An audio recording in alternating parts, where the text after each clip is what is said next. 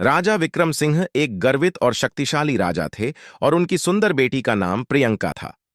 प्रियंका राजा की प्रिय थी और उनके साथ बिताए गए समय का आनंद लेती थी। उनका रिश्ता बाप और बेटी के बीच गहरा था।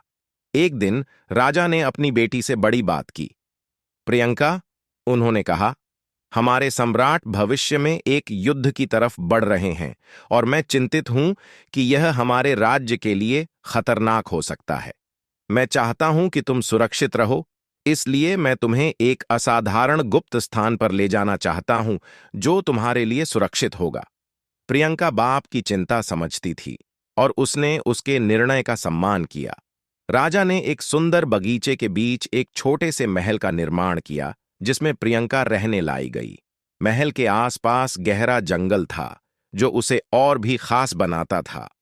प्रियंका महल में अपनी अकेलापन में खुश रहने लगी। वह वनस्पतियों के साथ खेलती और समय बिताती और उसकी सुंदरता और बुद्धि ने वन के अधिवासियों का दिल जीत लिया। एक दिन जब प्रियंका वन में घूम रही थी, वह एक युद्ध के योद्धा को बचाने के लिए उसकी मदद की।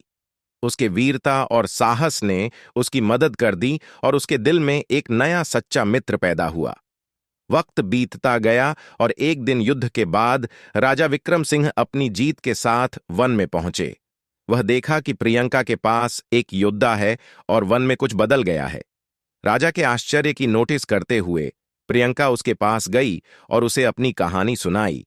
वह बताया कि उसका सच्चा मित्र योद्धा नहीं बल्कि एक अच्छा आत्मा है जिसने उसकी मदद की और उसे एक नया दृष्टिकोण दिया। राजा विक्रम सिंह बहुत खुश हुए क्योंकि उनकी बेटी ने जीवन के सबसे महत्वपूर्ण साथी को पाया था। वह समझ गए कि सच्चा समृद्धि और खुशियां आत्मा के संग होती हैं, न कि सार्थक दौलत।